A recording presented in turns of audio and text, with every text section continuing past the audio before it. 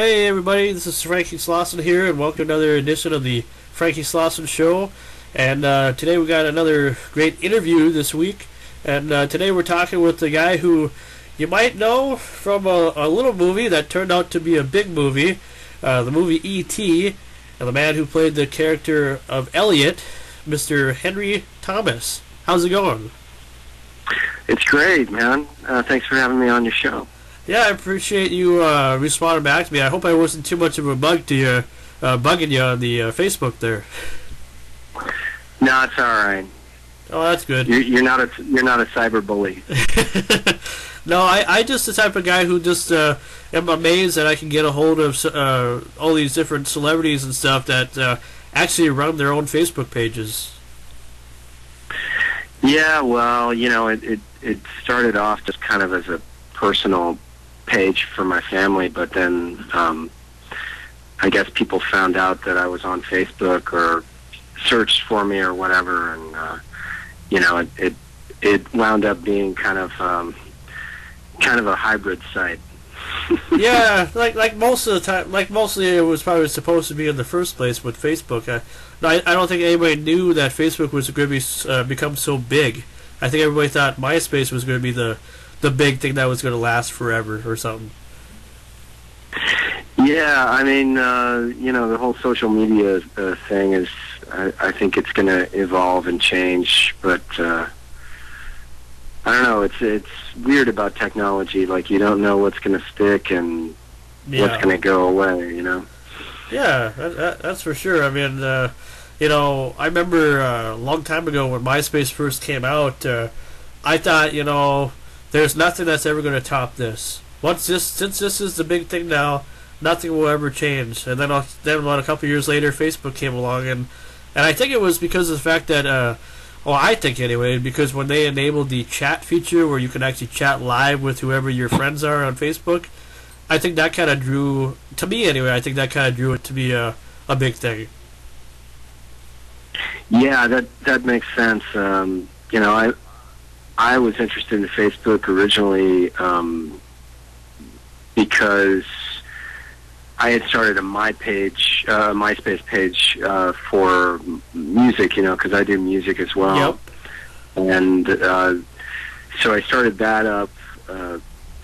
It's kind of like a scratch pad to write songs and post up every week and see what people thought of them. And then when Facebook kind of emerged, I got a Facebook page, but I only got it because some other people in my family had started that, and I thought it was a good way to get in touch with them, or stay in touch with them anyway. Sure. But now it's, I don't think anybody ever goes to MySpace. Whatever happened to MySpace? Where is it? Yeah. Where is MySpace? I was looking on your Wikipedia, and it said that, do you still have your current MySpace page, or are you just using Facebook now more often? I have the MySpace page, like it still exists. I just don't, I don't really use it anymore. It's kind of, it's like a time capsule. Yeah. Yeah, I heard rumors that somebody was saying that Justin Timberlake or whatever bought MySpace, but I don't know. Who knows? Who knows what's true anyway? Wow. But where is it? Can you drive out to see it? Yeah. Might have to contact E.T. and maybe he'll help us. yeah. So we'll call E.T. and Doctor Who. Yeah, there you go. So I tell you, I'm sure in the last 30 years you've had a lot of interviews that you've done, even probably prior to E.T. and stuff. I was looking on YouTube. Somebody posted like a documentary on you, like they were making during your filming of Cloak and Dagger, if you remember. Oh yeah, there's a guy named Jeff Owens who's been a fan for years, and he made several films, documentaries and stuff when he was a kid about me. Oh, I think I don't know if you can hear, but in the background, my daughter just woke up and she's crying. Oh yeah, I can hear that a little bit. That's okay. Well. Yeah. Oh. Yeah, she's looking for her mom. Okay, if you gotta attend to her, I can just put it on pause real quick. Yeah, maybe put it on pause for a second, and I'll see if I can help her out. Okay. What do you need? Life when I was younger. Sure.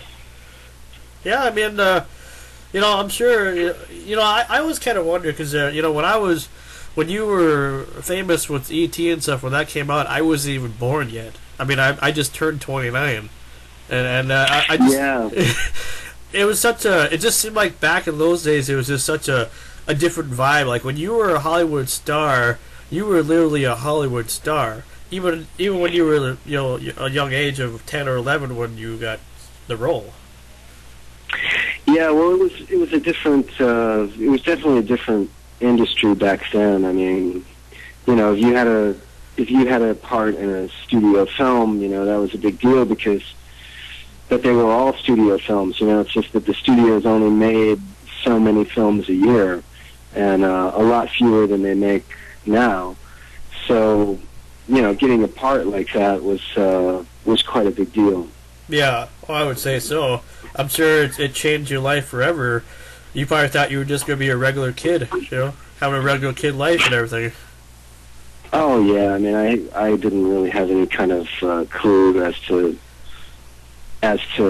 what it was like to work in the film industry, or what it was like to even go to Hollywood. I hadn't left the state of Texas where I was from.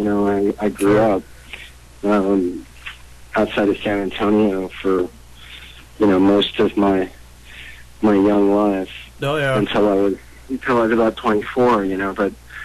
But when I was 9 or 10. 9 when I got the part for E.T. It was just, it was a kind of a whirlwind thing because everything happened within that year. The first jobs that I ever got were that year, and suddenly, I was like a 10-year-old working actor, which was kind of strange.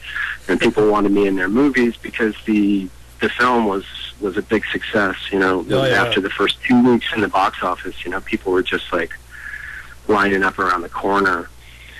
So, it was different then though, because you didn't have any other venues for seeing movies. It wasn't like everybody didn't have a Blu-ray player or anything like that. You couldn't stream movies. You had to go to the movie theater. Yeah, you actually had to get off your butt and go somewhere.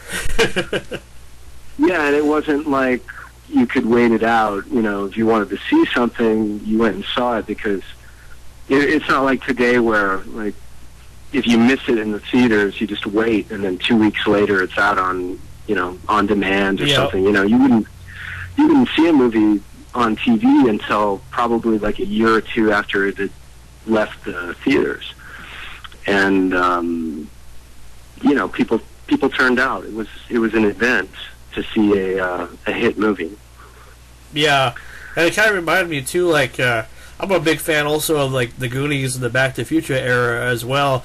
And I went to earlier this year. I had the privilege to go to Astoria, Oregon, where the Goonies were partially filmed anyway. And even now to this day, people still talk about how big that film was. I can only imagine in the locations where E.T. was filmed, that people still talk about, boy, that's the house where E.T. was filmed. Let's go see if it looks like it was in the movie or something. Oh, yeah, for sure. I mean, that people know where that house is. And in fact, I did an interview this fall, and, because it was the 30th anniversary of E.T.'s release this year. And I did an interview with this British television channel called ITV, and they were like, "Oh, we really want to take you to this house where E.T. was filmed," Yep. So I went back there with them and checked it out. And it was kind of strange because I hadn't been back there for 30 years, and but it still looked sort of the same. Like I remembered it. It was just different, I'm surprised that because I was mentioned this to your co-star Robert. I forget his last name, but I know I'm friends with him too on Facebook. And I was trying to say, what you guys should do, which I'm surprised you haven't done, it seems like all these other movies or people that do movies eventually do like a reunion. Like they get together with people that were in the movie and the directors and everything like that, and have a weekend reunion. You know? Yeah, well, that's Robert McNaughton, who played Michael, my brother, Elliot's brother in E.T. Yeah, yeah. Well, we had a reunion like interview thing for the 25th year, the 20th year anniversary. Yeah, it was the 20th anniversary. So 10 years ago, we had like a cast reunion thing, and they premiered the movie at, or they didn't premiere it, of course, but they played it in a theater, I suppose. They screened it, and John Williams actually performed the score live to the film. That's right. That's on the Blu-ray of it too, because I just bought the Blu-ray not too long ago of it. That's right. Yeah, yeah. It was pretty cool actually, because I had never seen. Oh, I'm sorry. Hold on, just a second. Okay, I'll just put it on pause again. Okay, go ahead. Okay, I resumed it. I forget what we were talking about, but I think it was talking about like the 20th anniversary reunion. But anyway, what was I going to talk about now? A lot of people don't realize that just because you did the E.T. movie, I mean, that was the one that broadened your career, but you've also done a lot of other films, too. I heard that you did a movie about Hank Williams Sr., I believe? I did, yeah. It's called The Last Ride, and it's about the last 3 days of his life. Oh, boy. The road trip that he was on when he died before he got to the gig that he was supposed to play.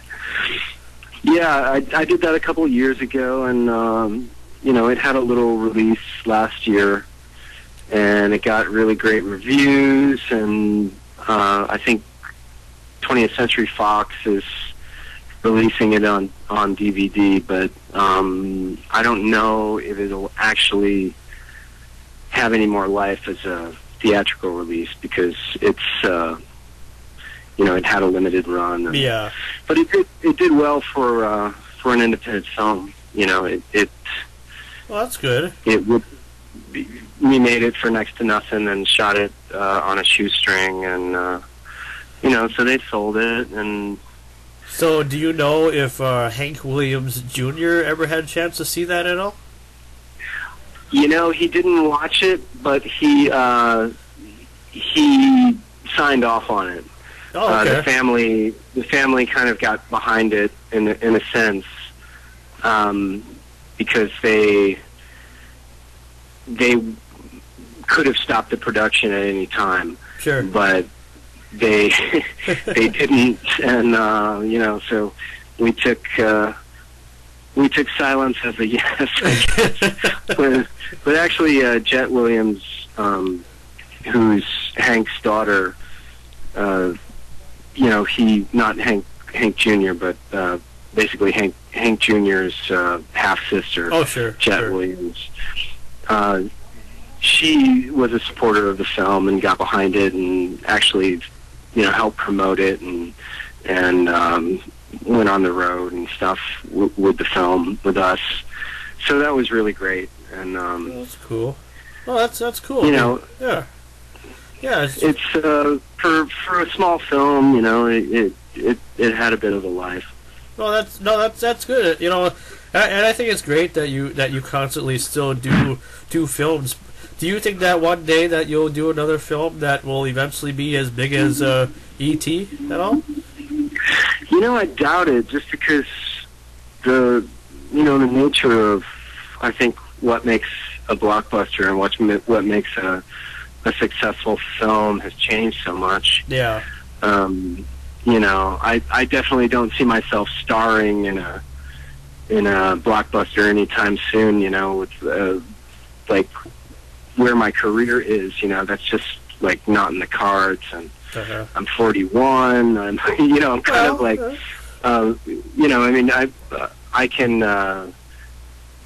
I can see my career on a different path, and it's not that's not the path. I'm kind of I'm more into doing smaller films and more like human stories, and you know, I mean, I do like sci-fi and fantasy and, you know, supernatural stuff as a subject matter for films. But as far as my acting work goes, you know, I think I found my niche, and it's in smaller stories.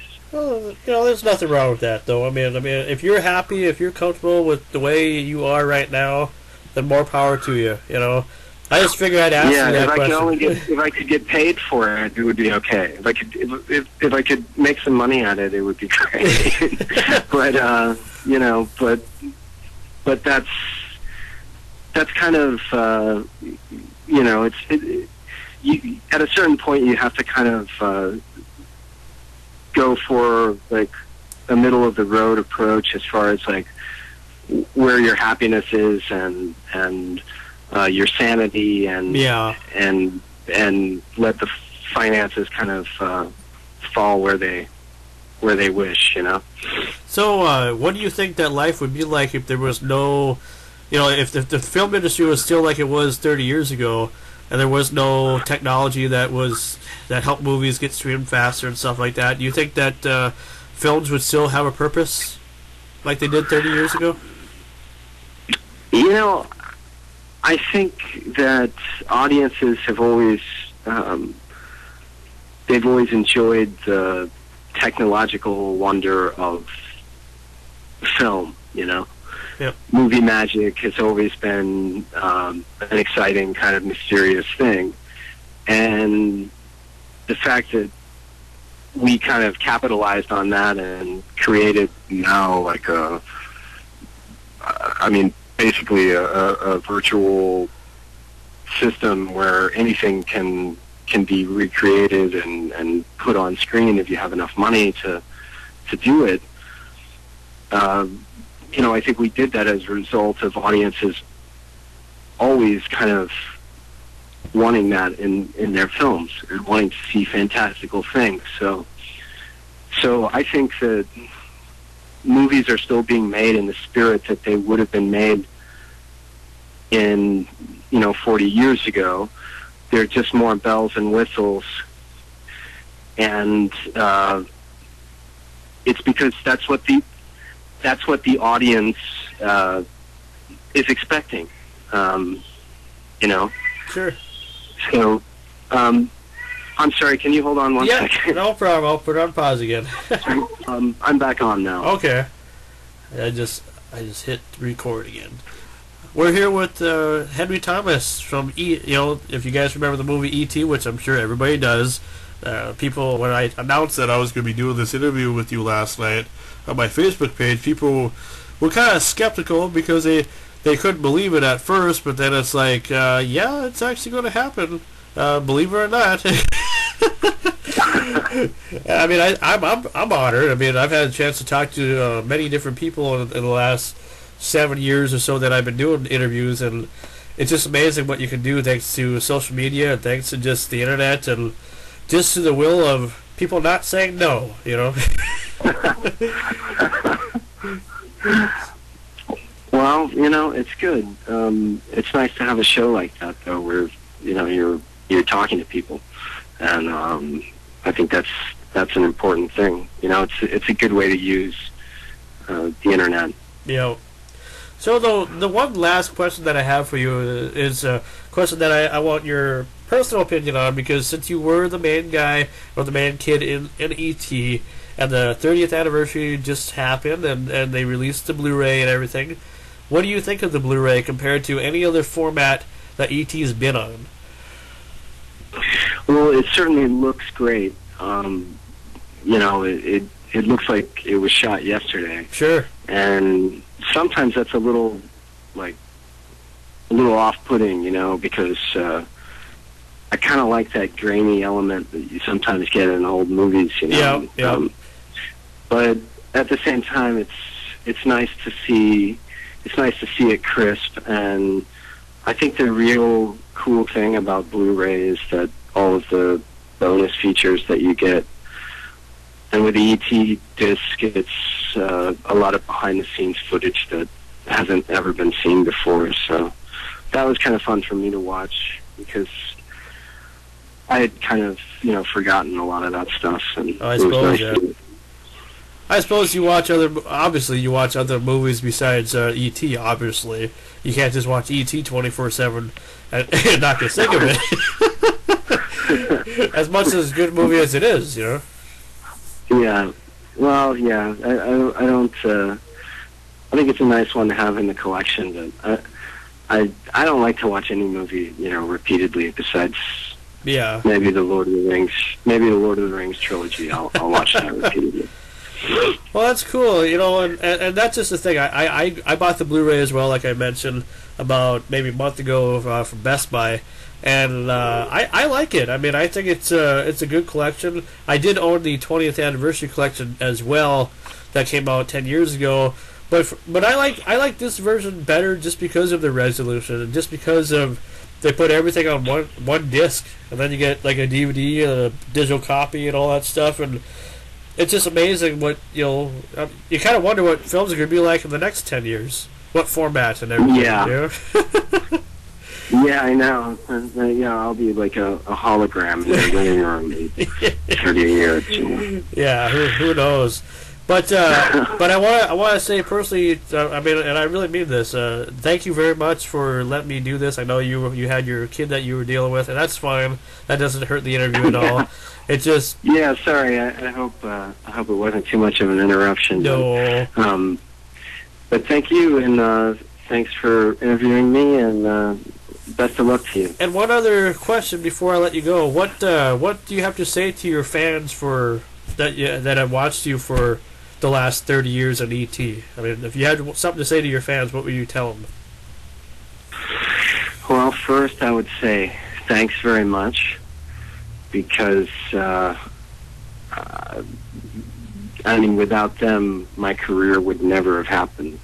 Sure. If people didn't turn out, then I wouldn't be talking to you now. Probably not. But we'd probably be at a grocery store or something, probably. Yeah? So yes, thanks.